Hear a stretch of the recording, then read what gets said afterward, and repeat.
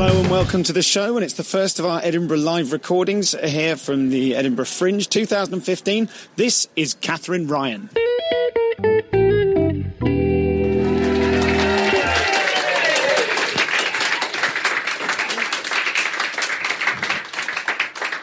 Thank you. Even by my low standards, Katherine, this is ridiculous. And people sitting near the front will see that when going for an emergency last glug of water, I actually dipped my nose in the glass.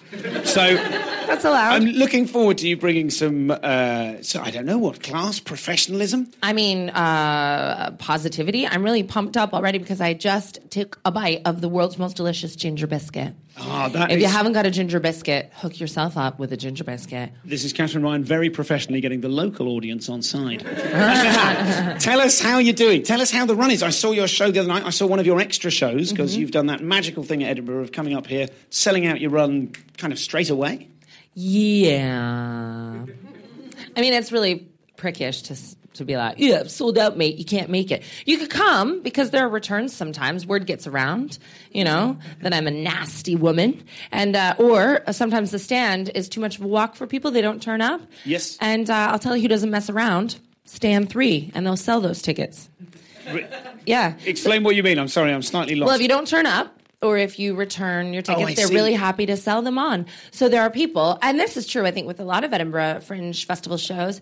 If you turn up 30 minutes before the gig, often they'll release production tickets or returns. I've been able to see loads of things that way. Very nice. My hot tip is to go to things on your own. Is that a hot tip? I don't know. But I find you get in, you wander through, and you go, oh, look, there's a seat on it. There's a oneer down the front because everyone likes sitting apart from each other. The cinema, prom. My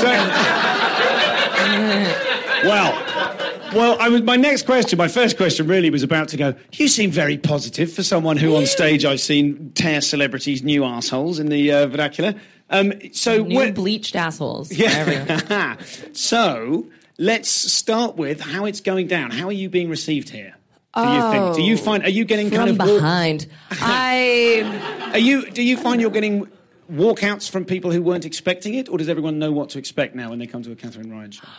Stuart, that's really lovely because when you're starting out, you're always a surprise and sometimes a very unwelcome one. But now it's just that shift of people coming to see you on purpose. And that's lovely. Nobody walks out. A man fainted, but that's because some of the venues are really, really hot. And I was wearing a very revealing dress.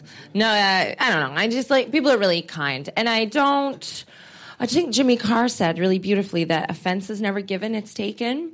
So why are you going to... I mean, I can't imagine someone to be, oh, no, not listening to this anymore and walking out. That's not going to happen. They don't come to see my show, those types of people. Did it happen before you had more of a name for yourself? Did it happen when you were as part of a mixed bill? Were you... I mean, I think we should also explain. I'm sure everyone here knows you and is familiar with your work, but for anyone listening in the darkest corners of the world who hasn't heard of you, what kind of thing do you do, in your own words?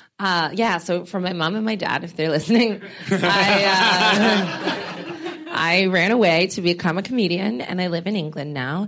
And my stuff, is sometimes very introspective. I talk about myself and the things I think, being a mom, being a single mom, dating the type of terrible men that I like to date.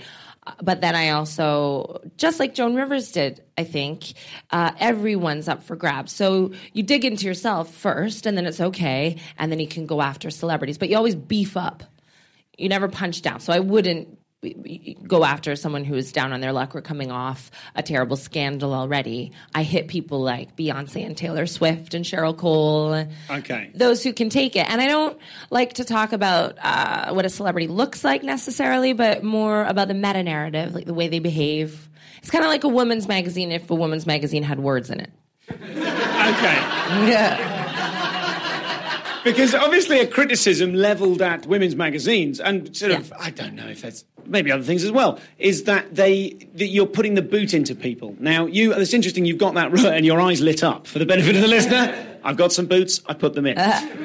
So that's interesting, the idea of punching up, particularly when it's like when you say people who can take it. Now, obviously, the Beyoncés and the Taylor Swifts of this world. I mean, is Cheryl Cole really on that sort of a level? Yes. Do you have a gradient? Have you written a great joke about someone in the past and thought, oh, actually, they're not having such a great time at the moment, I won't use it? No, because I don't think that my jokes are ever cheap. I talk about behavior. So my problem with Cheryl Cole is that she maybe doesn't treat everyone very nicely. She's a bit of a diva. I'm just like you. No, you're not. You've been famous since you were 15. You're nothing like me. Also, I think that it's interesting. I'm talking about us as a nation. We got over her horrendous racist assault charge just because she's pretty. She's pretty. Oh, gorgeous. Absolutely gorgeous. So it's fine. And that's more a statement about the forensic kind of type of celebrity digging that I do. Just the way that celebrity works, more than the celebrity, his or herself. Okay. I'm sure it's occurred to you that you are on a very impressive trajectory at the moment, and if you're not already a celebrity, perhaps you will be one day soon. Are you concerned that you'll be entering the fray? No, not at all, because I peaked in terms of celebrity status when I was maybe 10 years old. I was a big celebrity at my school, huge celebrity. Absolutely everyone hated me. I was like that dentist in America who killed the lion. I was that kind of celebrity. Cecil, R.I.P. Cecil. You know my views on Cecil the lion. Again, relating it all back to fame, this dentist paid $55,000 to go to Zimbabwe and shoot a majestic lion for sport. And then when everybody got upset about that, his excuse was, I didn't know Cecil was famous. But yeah, that's why we're sad. So when American police accidentally shoot Beyonce, they're going to be like, oh, we had no idea this innocent young black woman was famous. We thought it was Michelle. I think... I don't know. I mean, I have this part of my makeup that's broken. I've never been hurt by any type of words or bullying, especially when it's well written. I love the American Comedy Central roasts, and I participated in one of those with Jeff Ross and this wonderful woman named Sarah Tiana, who does a lot of writing for Jeff Ross, and she's a comedian in her own. She's very, very talented. Jimmy Carr actually traveled there and won the whole thing. It was a roast-off. He represented Britain very well and won, but she had terrible things to say about me. I loved it. I was smiling, listening. It's really fun. I mean, I'm not important enough to be precious. Like, oh, don't you make fun of me. Oh, I expect everyone in my hometown to love me so dearly. Of course they weren't going to like me. Of course they weren't. It didn't bother me then. It wouldn't bother me now. It's fun. When you say that, how much truth is there in the idea that if you were... I mean, would you say you were bullied when you were 10 years old? When you say everyone hated you, did it take the form of bullying or just people talking about you behind your back? I mean, I was better than them, so it wasn't bullying. That's obviously... that's part of your stance. That's part of your persona. Yeah. And I am kind of fascinated by how much that's really the truth of you as a 10-year-old girl. You just went, hey, fine. Okay, well, when I was older than 10, I was maybe 13, all the girls, and these are the real high school film girls that you see in the American movies, like the cheerleaders. Katherine, why can't you be normal like us? I was like, you bitches aren't normal, you're ordinary. But they would... They made a magazine, and this was very forward-thinking before Twitter and online bullying. They made a newspaper, and my picture was on the cover next to a picture of a camel, and it said, thank God for makeup. And then it was written inside all these things about me and my little weird friends. We were alternative. And it really, all my friends cried, and I was always fine with it. And the principal of the school was really worried that I was fine with it. He thought I was planning, like, a school shooting. I was like... He was like, it's really not okay, Katherine. Don't you want to cry? Aren't you sad? And I just said, like, no, it's tabloid journalism. It's pretty flattering, actually. I never cared. Genuinely, I don't know why. Help me, Stuart. Why do you... Well, okay, I'm interested. Everything you said there, obviously, is a performative situation, but the whole way you've described it there is from your show. Yeah. And those are written jokes about your show. But it's a true story. Sure, absolutely. The newspaper was called The Underground. Okay, so it genuinely happened. And we're getting absolutely a sense of you, how you've gone through that situation, come out the other side, packaged it for the stage. And I'm not suggesting that any of it is a lie necessarily, but how much of it can we assume is someone who is now full of confidence in defending herself? And actually defending herself in quite an aggressive way. But, there's loads of funny jokes about what idiots those girls are. Yeah, and they really are. But I think, yeah, you're right. The more times somebody says, I don't care, then it does bother them. I would be upset if my peers disliked me. If people that I respected actually didn't like a show that I did or didn't like me as a human being, I think I would find that really difficult to deal with. Luckily for me, I am adored unanimously. Yeah, I think that would bother me. It would. But these people, I mean, you got to come to my hometown and see. It didn't bother me. And I don't know. I mean, the same as I do to celebrities. I don't tear apart their soul or their work.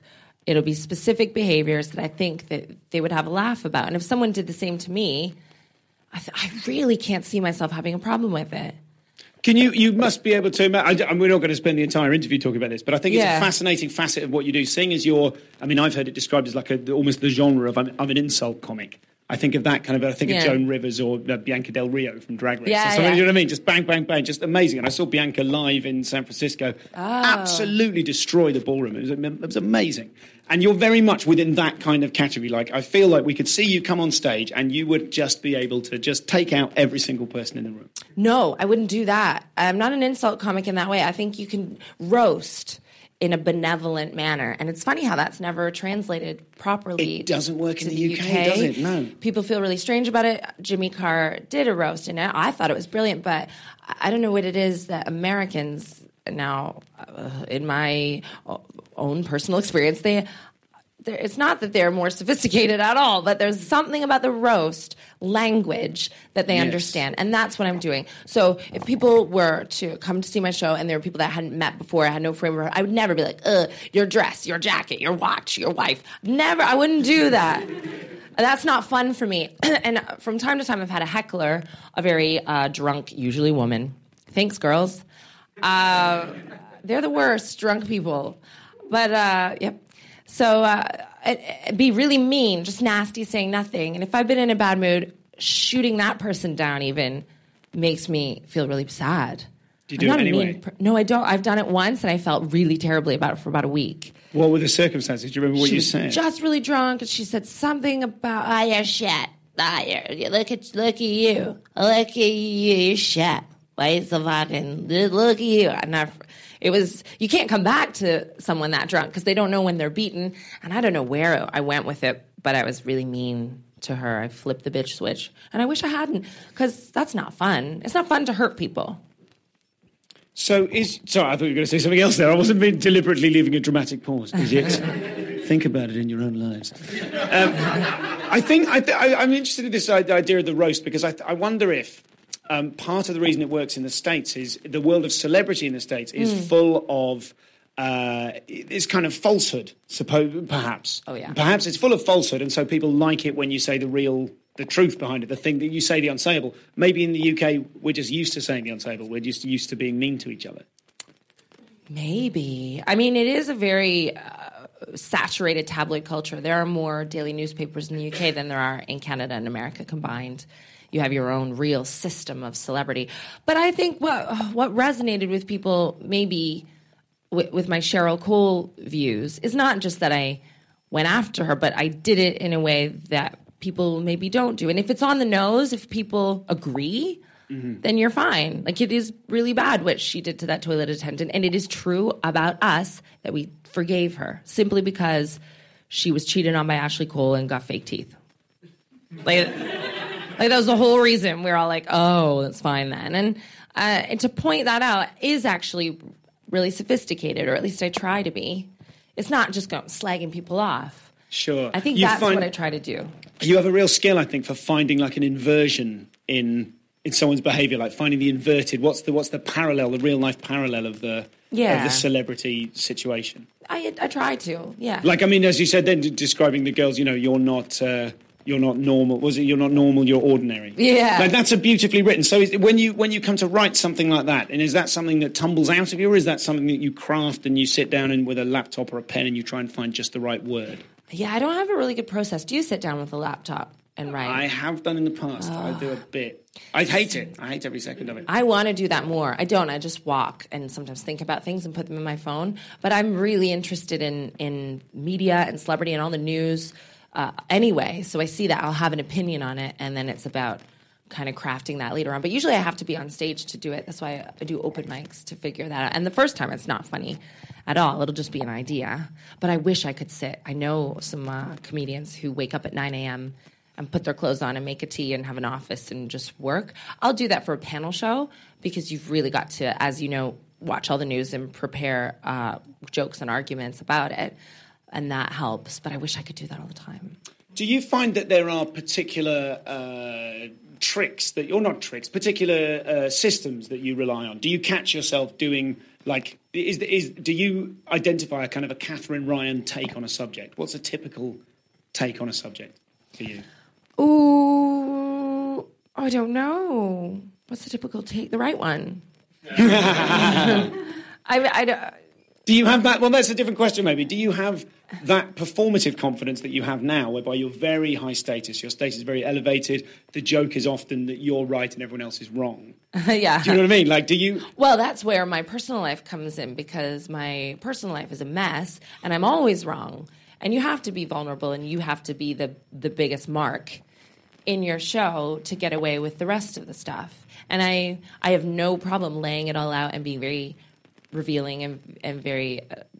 I mean, I talk about my own life. I point out my own mistakes. I think I pretty much roast myself better than anyone else. And do you always do that? Do you notice a difference in, say, you have to do a 5-minute or a 3-minute spot for a TV thing, and do you have to make sure that you put in time to roast yourself before doing the Cheryl Cole routine? Or is that strong enough that the jokes work on their own? You're right. Yeah, especially in Britain, I do think you have to be self-deprecating a little bit before you can go at someone else. Otherwise, you do just seem like a bitch. It's like, blah, blah. But again, I don't know, actually. If in a really short spot, if the jokes are smart enough, people can see that you're not just being cheap. And I've learned, because I used to say, I used to joke about my daughter's father and our split and how we don't like one another. And I only started to do that when we became friends again. So I really do like him now, and we are friends. And now it's fun to get all those jokes about what a terrible human being we are and how we're enemies. And what's fun about that is that he knows it's not true, and I know it's not true, and she will always grow up knowing that that's not true. But it makes me a little bit uncomfortable because people pick me up on that. They'll be like, oh, you can't talk about your child's father. You can if you're still married, but if you're divorced. Yeah.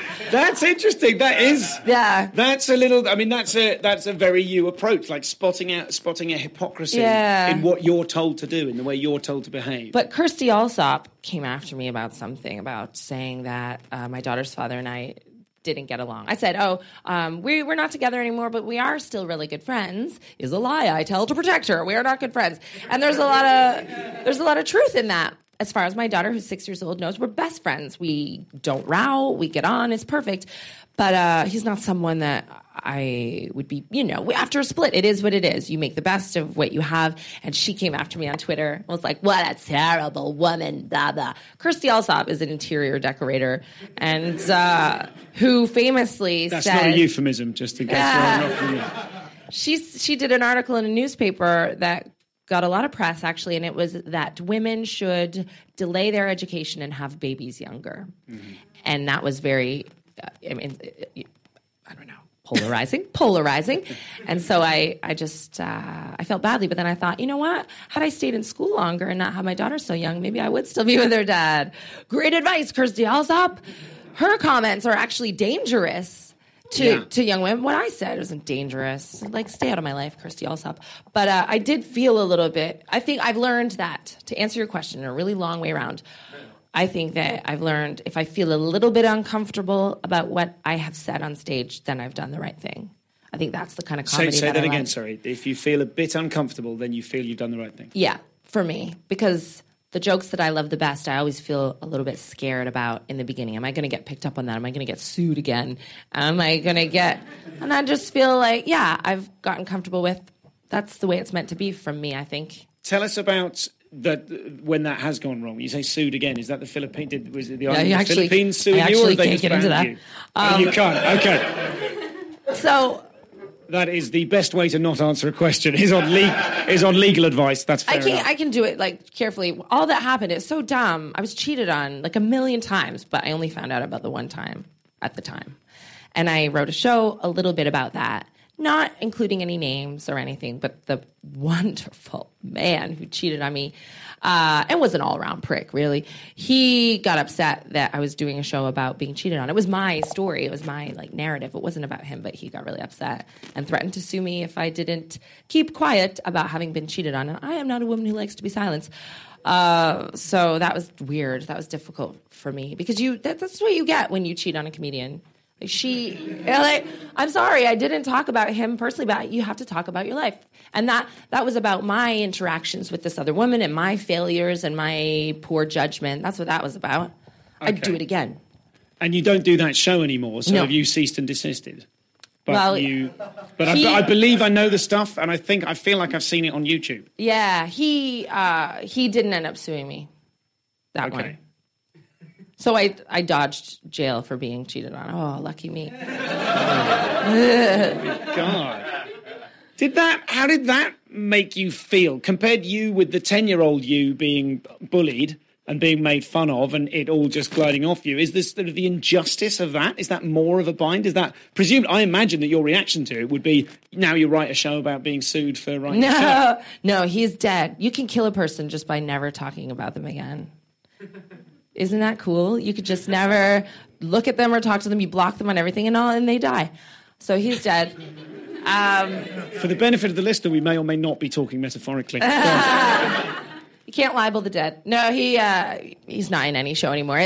But I was lucky. It didn't make me sad when he had that reaction. It made me feel like, oh, great. Then I have definitely done the right thing by leaving you.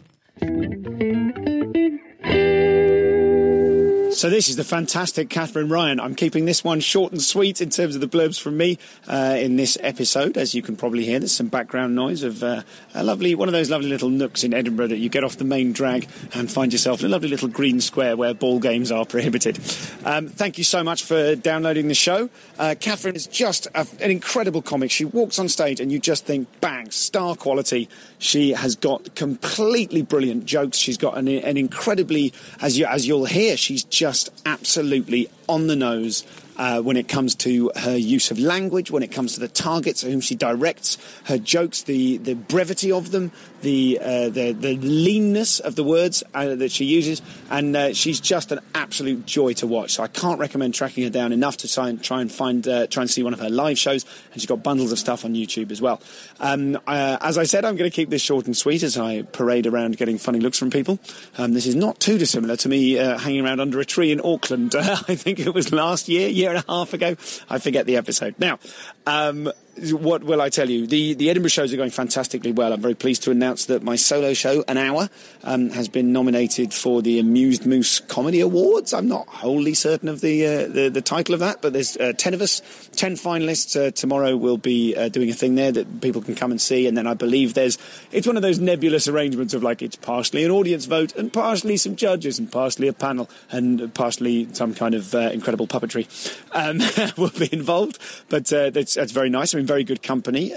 People like Ian Smith and John Hastings and Jess Robinson and Richard Gadd, who I really recommend you track down Richard Gadd's show this year. I've only been able to see the last 15 minutes of it, and it absolutely knocked my socks off. So when he comes to the Soho Theatre, as I'm sure he will, do remember to look out for Richard Gadd. And so great company to be in. Thank you very much. I don't believe I can ask you to vote for that. I think it all gets resolved before you'll hear this episode. But that's very pleased. I've had some nice reviews. More importantly, I've been really enjoying PBH's Free Fringe. I've been packing out the room at the Canon's Gate. So if you're in town, you can come along at 4:55, although I would highly recommend getting there at 4:25 at the latest to ensure you get a little token. They're very tight on fire regs, as well they might be. So come along and see that at the Canon's Gate pub on Canongate in Edinburgh. You can also come and see more of these live shows, of which Katherine Ryan is the first that we're releasing. So far we've had Will Durst, John Lloyd, a terrific show with John Lloyd, an absolute mind-bender of a show with Tommy Tiernan, and then a really invigoratingly difficult one with Stuart Francis, who is a brilliant, brilliant comic and is completely, as you will hear when we release that in a few weeks, completely physically unable to not do his act, to not be funny, and he's got some very good reasons. I really pushed him on it, and it makes for a really, really I think, a very fascinating episode. So plenty more of those to come. There's still a few left with who we got tonight. May Martin, and then we've got Joel Dommett, Daniel Sloss, Ronnie Cheng, Aisling B. Loads more people. You can get the full lineup for who's on when if you join the Comedians Comedian Facebook group Facebook group. So find out all that info or follow at ComComPod, and you can email info@comedianscomedian.com if you'd like to send me a message with requests and suggestions for future guests. And of course, remember, you can donate at comedianscomedian.com. You can click on the PayPal button, donate £5, £10, £20 or whatever you think this show is worth to you. We now have merch, and I really nearly want to tell you I've got a great idea for a code system. So the system is going to be, don't do it yet, the system is going to be, if you donate £22.22 to the PayPal account, then that will be a code, and I will go, aha, this person wants a T-shirt, and I shall send a T-shirt to you. And I think we'll work out something more specific with the 22. If it's 21, 22, 23, 24, then that will be a code for the size, right? Pretty great way of doing it without needing to faff around installing a merchandising client on the website. So those are very, very nearly available. You can buy them in cash for 20 quid or 15 quid, I think we're doing at the live shows at Black Medicine at 5 to 11 for the rest of the festival. So come along to those if you'd like to grab your merch. Also, the ComComPod laminates are available now. I'll put a picture of those on the website. Honestly, as soon as I get round to it. I'm going to go and eat some food now, and then I'm going to go do my show. Yeah, I hope you're enjoying it. I'm having a whale of a time at the festival. You'll remember from last week's spoken bit. I call it blurbs. Let's refer to it as the blurbs. You remember from last week's blurbs, I put far, far too much on my plate, and a lot of things have had to fall by the wayside. I've tried to say as much as I can so that I can be genned up when I interview some of the brilliant comedians that we've got here this year. And there is still one special mystery guest yet to be announced for the very final Comedians Comedian Live at Black Medicine at 5 to 11 on the final Saturday of the Fringe. That's all for now. Thank you very much for listening. Thanks, loads of you are coming out and seeing the live show. It's great to meet you. Thank you for coming, to everyone that has. And I'm really proud of this year's show. I'm really, really super proud of it. I think I'm having the most fun Fringe ever. So thanks for being a part of it. Feel free to come and see one of the things. And it's the free Fringe, bring money, as I've become fond of saying at line-up shows that I'm directing people here. So that's all for now. Let's get back to the absolutely brilliant Katherine Ryan.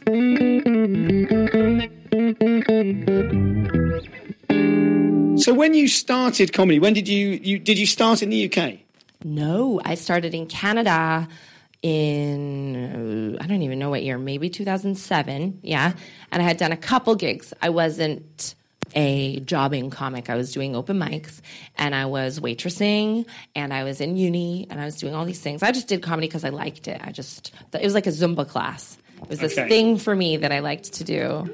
In what way was it like? That's a lovely idea. In what way was it a Zumba class? Like, is it that it's expressive or that it's so scary you come out of it feeling invigorated? What kind of... Yeah, that's good. All those things. I mean, it's invigorating, but it's also an exercise.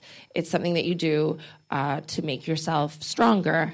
And you don't do a Zumba class to show off to everyone else. You're not going to pull it out at a dinner party or become like a Zumba teacher maybe, but you just enjoy it. Everybody has hobbies. I just did it for myself because I was working in an environment where I couldn't always speak. I think having a voice is so important, and I've understood more about having a voice as a woman growing older and being a mom now, and a lot of women all around the world don't have a voice, and I think it really wound me up. There are always people telling me, don't say that, you can't say that, that's so weird, don't say that.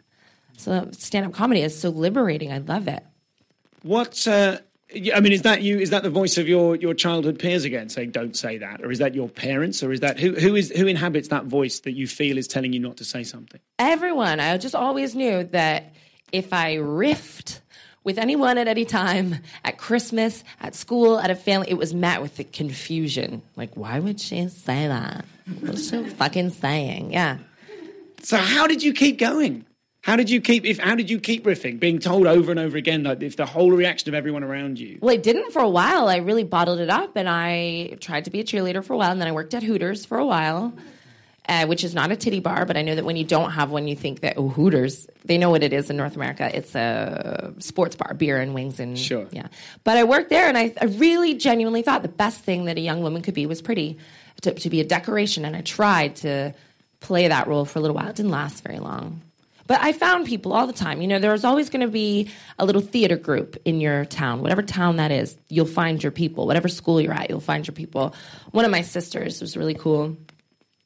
The other one. Yeah, well, I've seen the show. Yeah. And then I went to uni, and I went to uni specifically. I was kind of like and I know that the experience of a closeted young gay person is very difficult and different to what mine was, but I was closeted in a way that often their story is, I went to the big city to find people like me. These places filled with people who've never been anywhere in the world can be very stunted and closed-minded. And that I kind of had the same, and that's why a lot of my peer group are these gay men that I go out dancing with. We kind of have the same upbringing.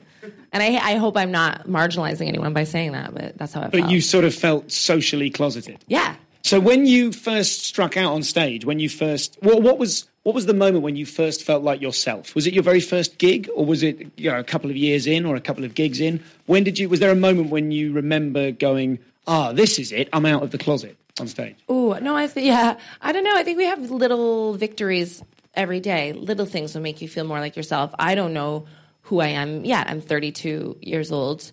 That's too old to do anything in America. But here, I'm still allowed on television in the UK. Yeah.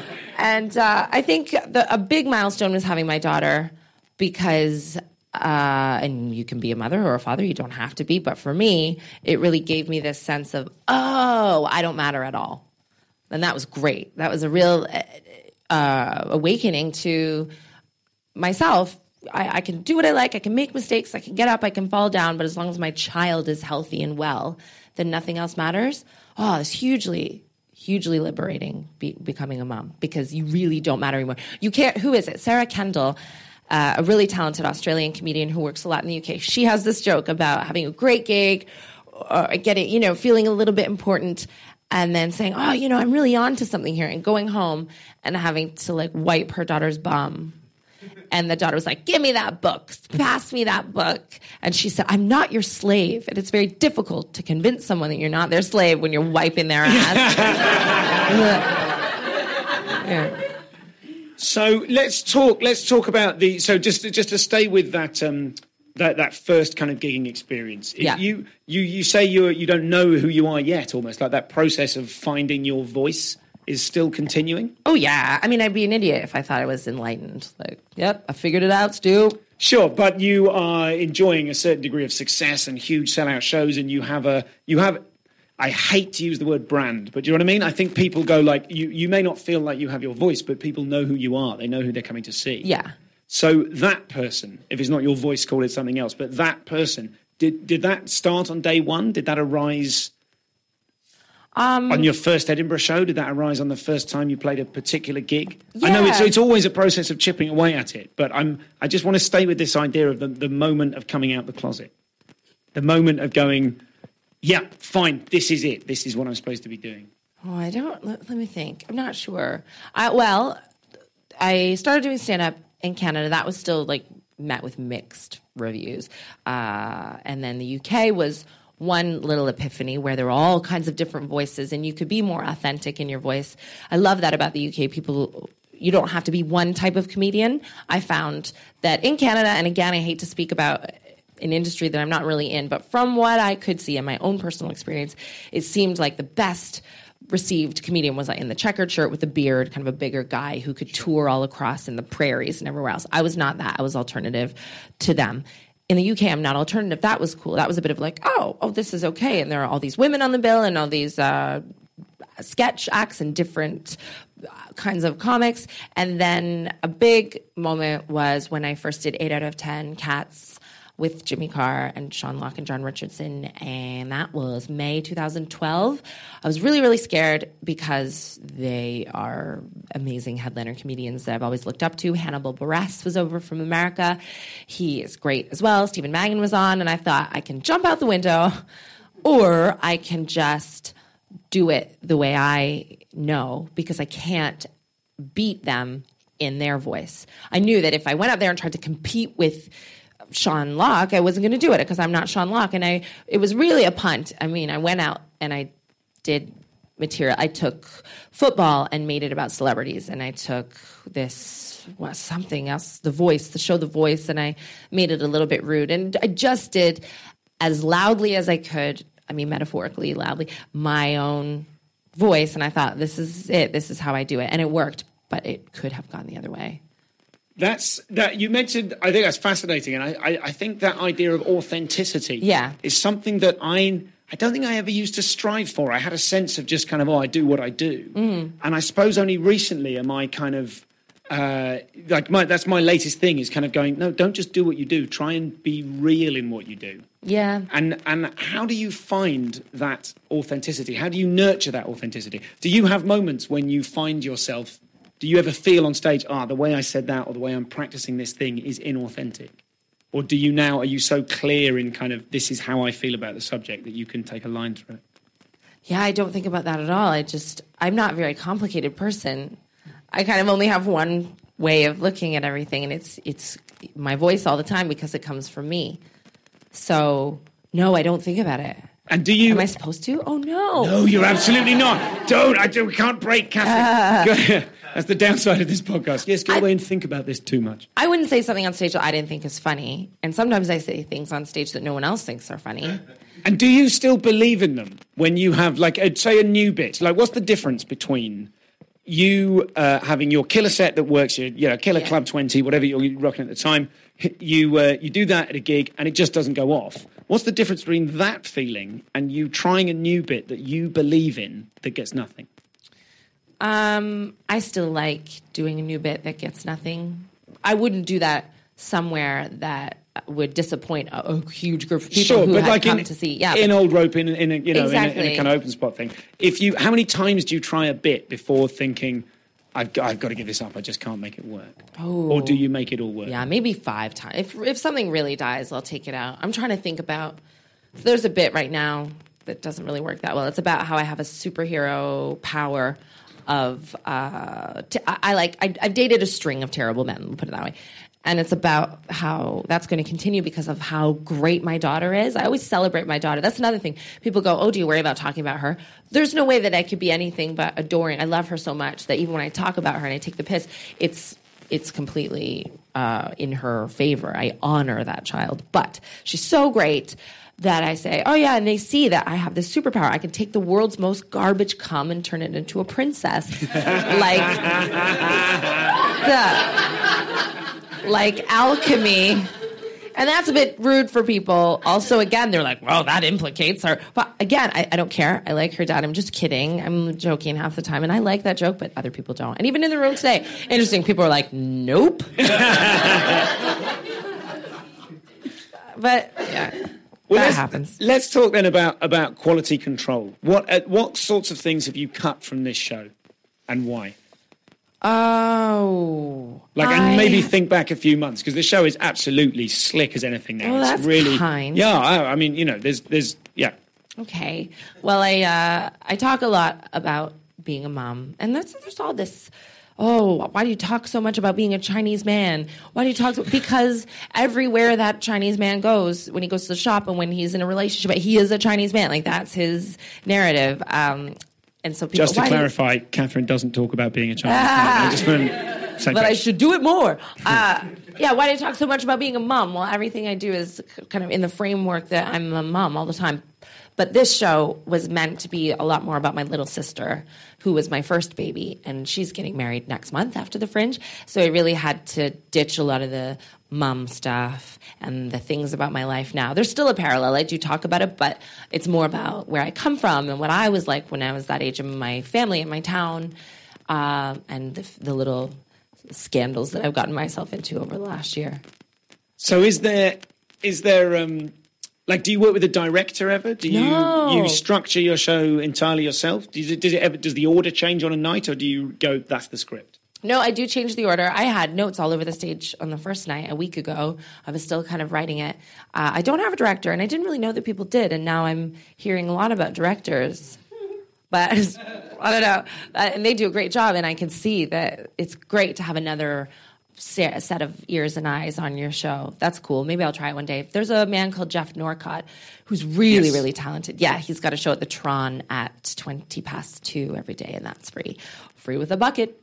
And Free Fringe, bring money. Yeah, he's wonderful, and he and I write together sometimes for panel shows. I'll get him in a room, and we put our heads together, and I'll be like, "What do you think about this?" And you just think he's a right wing comedian as well, and I'm not, and it's fun to have an extra kind of person on the case, especially when it's heavy news. Satire. Yes. We get together a lot and write. So do you but get, not for stand-up. Given that he is so famously, or within the circuit, he's known to be conservative. Yes. Do you find that do you have political arguments between you about your differing points of view? Nope. I mean, by way of making material, I mean, I don't mean do you ever put down your pens and go, I can't cope with this. But, is there a tension between you politically so that you see things from different points of view? Or is politics completely by the by? No, I think he thinks that David Cameron is as much of a prick as I think he is, but he just, he voted for him.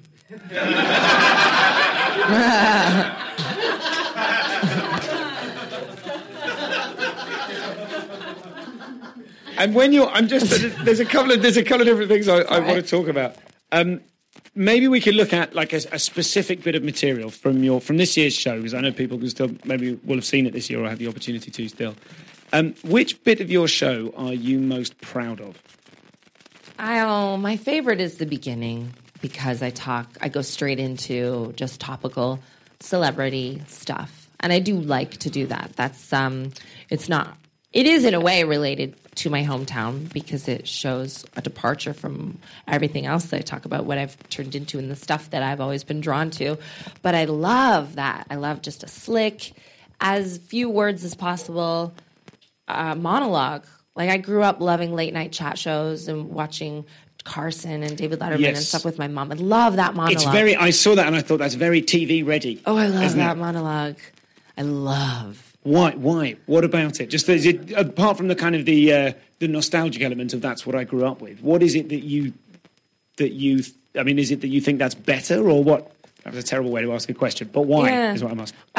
I think that it's challenging to look at the news and write about the news quickly and tight, and that's celebrity news for me a lot of the time. But it is also about the election and Bill Cosby and Oscar Pistorius, whatever. Just whatever's going on in my Twitter feed. I love to read about that. I love when other comedians make jokes about that. It's just the way that I read the news now. I think it's the way a lot of people read the news.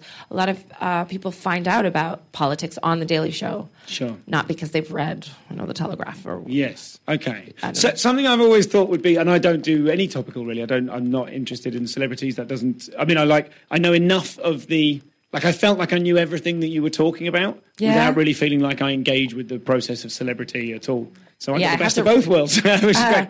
I have to write it for people like you. Yeah, absolutely. You did a great job. Yeah. But as a writer, I would always think, how do you make sure that when something happens and then Twitter activates and everyone comes up with a fresh comic angle on it, or several hundred, how do you make sure that your stuff... that you're coming up with an original angle, something that hasn't already been covered? I think sometimes if I know that I'm going to do Mock the Week, for example, I won't look at Twitter for a few days. I'll just watch the news. You have to kind of be separate from it and then so that you don't get stuck. And then you can kind of feel what the easy joke is. You can feel that, and you know that's going to be said already. And then sometimes you come up with something that you think is original, but you're not quite sure, so you'll check Twitter then. You'll just type it in, or a version of it. The two key points of the joke, you'll type both those words in, and if someone else has done it, usually it's 500 people have done it. You go, oh no, I'm not the first one to think of that. I think plagiarism often happens by accident, especially with topical stuff, especially with Twitter. I mean, real life people are so funny, and they're doctors on the side. I mean, they actually... That's upsetting, isn't it, when you think of all the hours? I could perform surgery. So what do you think of as your strongest traits as a comic? What do you think you mentioned superheroes before. What are your superpowers as a comedian? I think that you need to have sustainability. I think you just have to be like, what's the word? Durable? That's not the word, though. Consistent? No, I'm not that. just keep going. And I know. Sorry, I don't mean in terms of advice. I mean specifically you. If you were, are you familiar No, I'm talking about me. I think that I'm fully prepared for the time that's coming very soon when I'm not on all the panel shows. And I'm fully prepared for the time that's coming soon that I won't be on tour and I won't have a new show. And there'll be some years that are quiet. And I think that as long as you keep writing and what's the word? It's not durable. What's the word? Thanks, guys. Resilient? You see these people with real jobs who happen to be funny. I can assure you these are all comedians. Yeah. Yeah, to be resilient. And I know that I've had times before that have been difficult, and those times are coming again, I know. And it's like a trade. If you can build a beautiful wooden table and you keep inventing and loving wooden tables and learning about building wooden tables, there's always going to be someone who wants a wooden table. Is that a good analogy or not? I just think I love comedy. I'll always be working really hard, and that's why I have a job now, and hopefully that's why I always will have a job, even though that job is going to change. Yes, I think actually that's very prescient.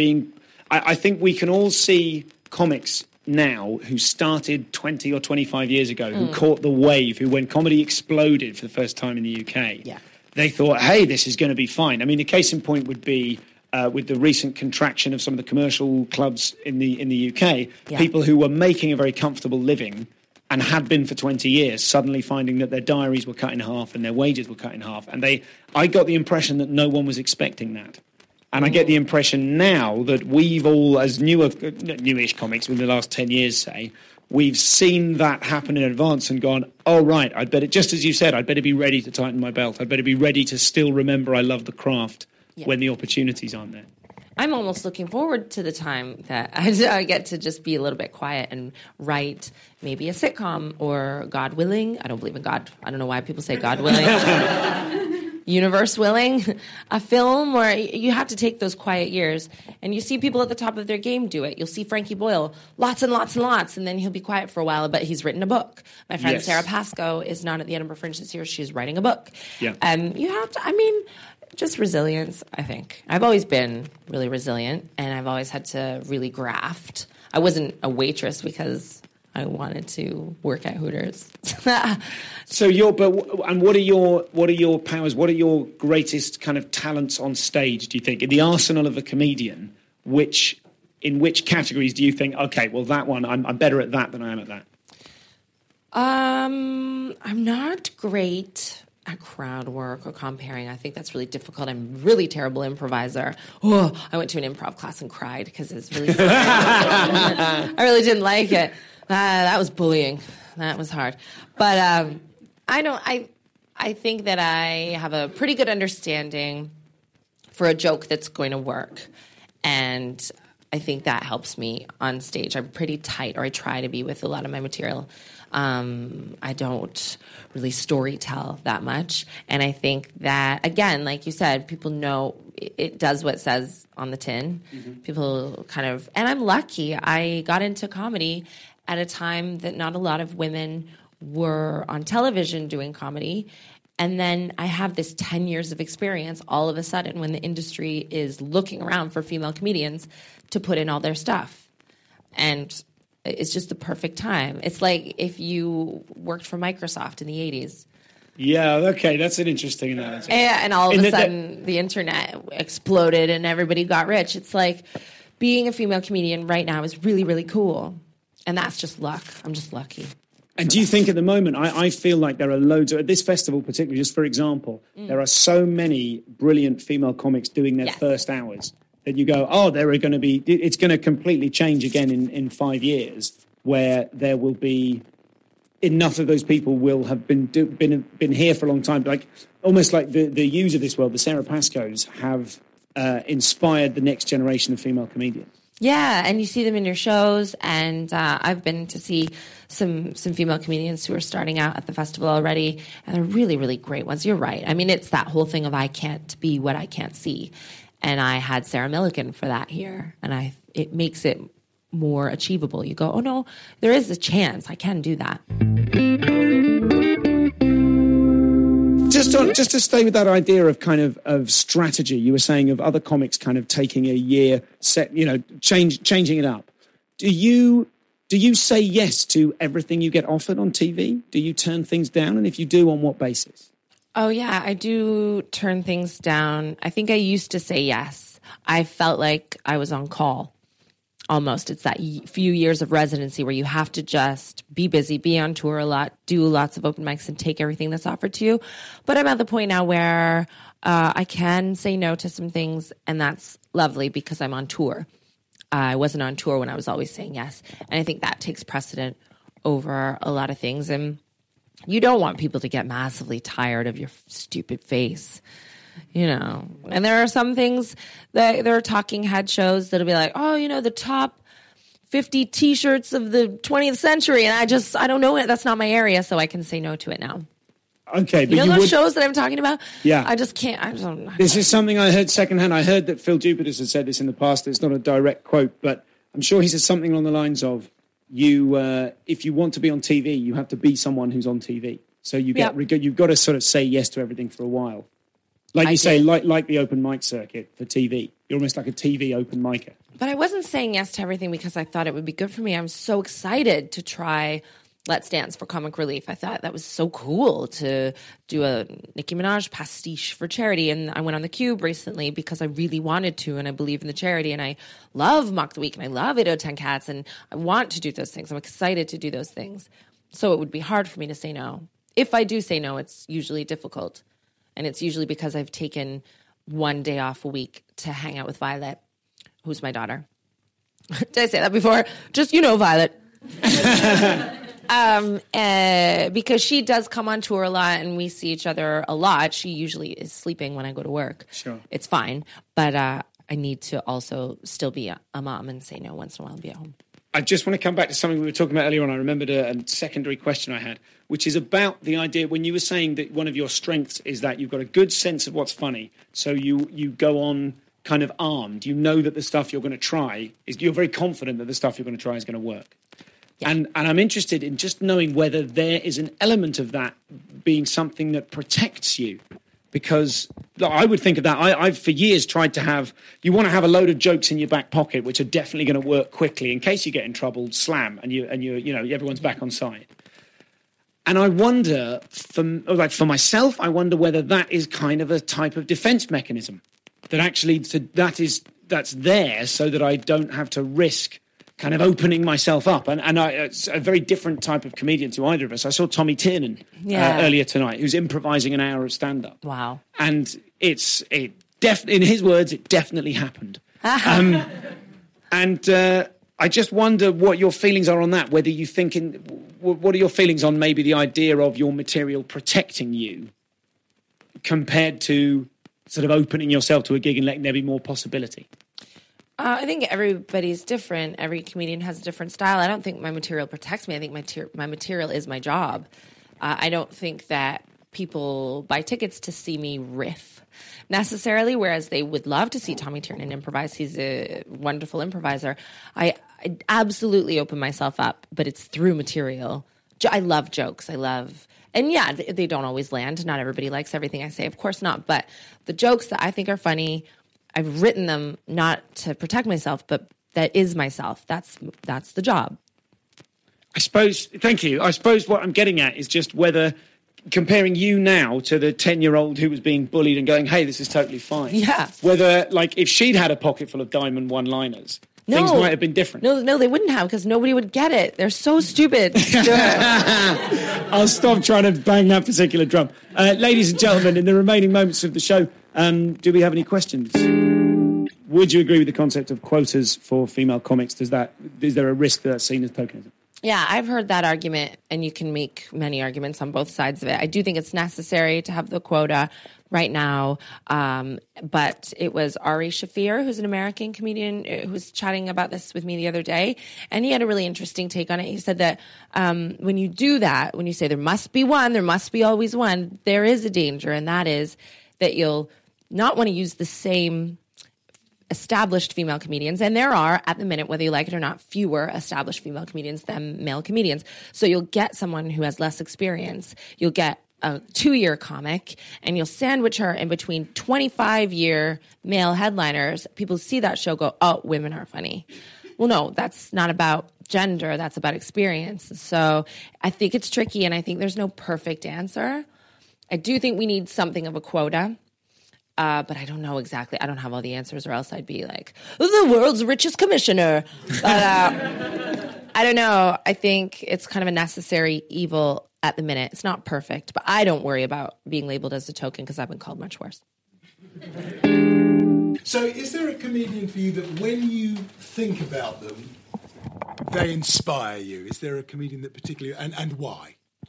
Ooh, there's so many, and they change all the time. I'm living at the Edinburgh Fringe now with Joe Lycett and Aisling Bea, who are just magnificent vegans. Magnificent vegans. Yeah. Wonderful. They're just good people, and they're good friends, and they are totally my people. I love comedians. I have not met a bad egg. Well, yeah, like 3 bad eggs. But I really love Daniel Sloss, who is from Edinburgh. He's always welcoming when people come in. I've always looked up to Frankie Boyle, and I know that he has been... criticized for lots of different things, not being a feminist. I think he is a feminist. He's a philanthropist. He's more and more political, and he's always on the right side. I love the way that he writes. I love him. I've always been inspired by him. When I was growing up, I loved Joan Rivers, and I loved Bette Midler, who I know is not a stand-up, but she's so cool. And I loved Sarah Silverman. I love Amy Schumer and everything that's happening with her right now.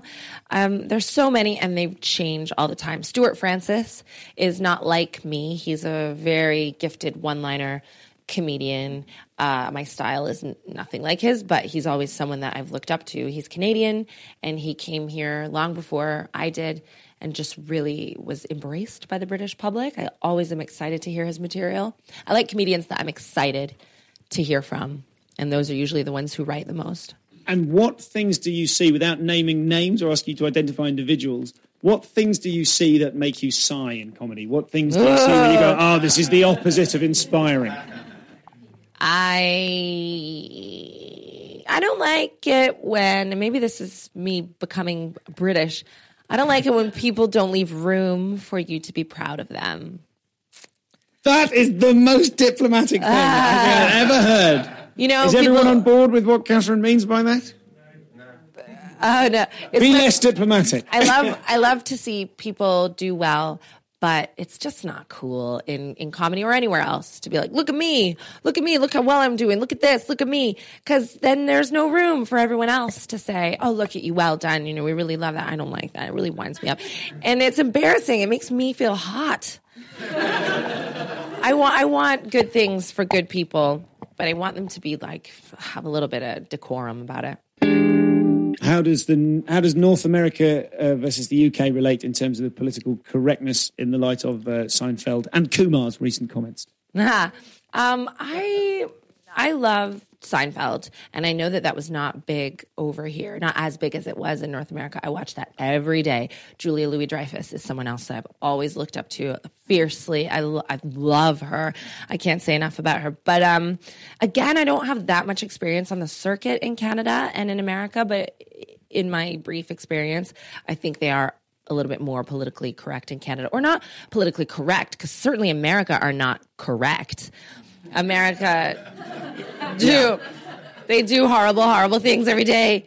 I don't know, but the television, I think it's fear more. There's a way of censorship that goes, oh, well, we can't say that, we don't want to. And I think Britain, for me, nails it better than anywhere else. I moved here, and right away, this wasn't my girlfriend or my boyfriend, this is my partner. And I thought, is everyone gay?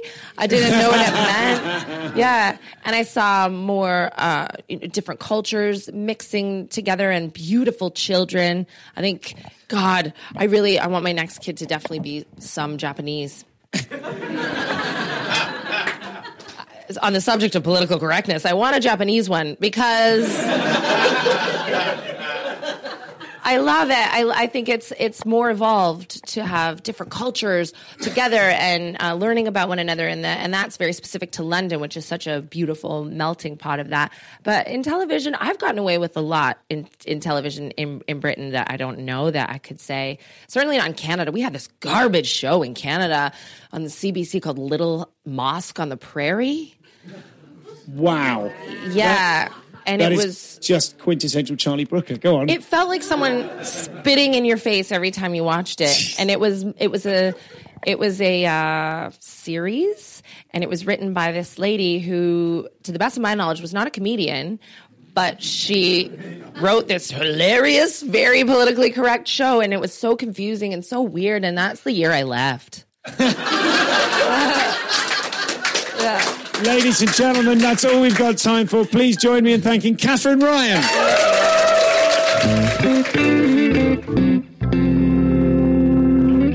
So that was Katherine Ryan. Thank you so much for listening. Thanks to Katherine for coming on the show. Thanks to Nathan Wood for co-producing it. And that'll do us for now. More great live shows from the Edinburgh Festival coming out soon. And remember, it's Canonsgate. Get there at 4:25 for a 4:55 start. If you can possibly afford. Who's got that much free time at Edinburgh? But you can dive in, get a token, and then nip out and come back if you'd like. That's the show. That's the show for today. You can hear how giddy I am. I've just had some fizzy drinks and I'm burning off calories like a good one. I think I've said everything I need to say. At ComComPod, info@comedianscomedian.com. Watch the website, comedianscomedian.com, for news on merch, and chuck us a donation if you see fit. Thanks for listening. I'll speak to you soon.